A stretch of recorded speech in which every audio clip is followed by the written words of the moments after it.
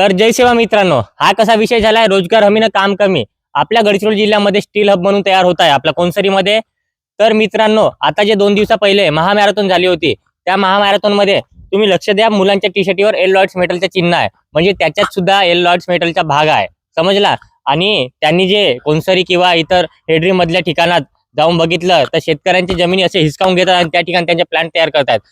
चांगला उदाहरण देतो मी तुम्हाला. आपल्या जारावंडीमध्ये एक प्लांट तयार झालेला आहे, जो की लॉर्ड्स मेटल वाल्यांचा आहे. तिथं प्रशिक्षण म्हणून काय आपल्या पोरांना रॉड बेंडिंग ना मिस्त्रीचे काम शिकवून राहिले. अरे मित्रांनो, आपल्या पोराला बनवा ना, तुम्ही सुपरवायझर बनवा ना.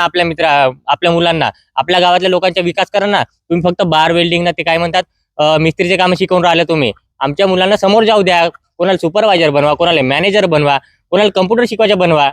अशातलं काहीतरी शिकवा ना. तुम्ही बार वेल्डिंग करता, घेऊन जाता त्यांना तिथपर्यंत, तिथं काम झाला तुमच्या. काय तर लोक आता बेरोजगार बसतात घरी.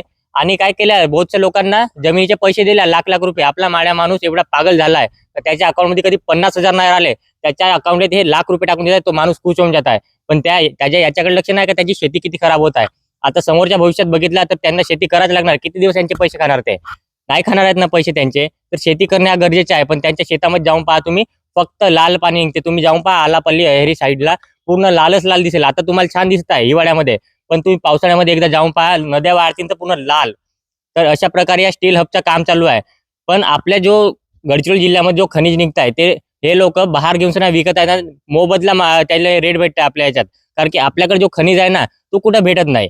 आणि हे जर पिढ्याने पिढ्या चालत राहील ना, तरी तो डोंगर आपला संपणार नाही. म्हणून त्यांची वस्ती इथं बसवून ठेवली. तेवढे करोड रुपये त्यांनी इन्व्हेस्टमेंट केले आहेत. आणि आपले पोरांना काय करतायत, 200 रुपये 300 रुपये रोजीला घेऊन जात आहेत. आणि यांच्या अकाउंटवर एकदा 5-10 लाख रुपये टाकून दिले, आपले लोक खुश होत आहेत. पण समोरची पिढी काय चालणार, याच्याकडे कोणाचं लक्ष नाही. तर याच्यावर तुमचं काय मत आहे, तुम्ही नक्की सांगा.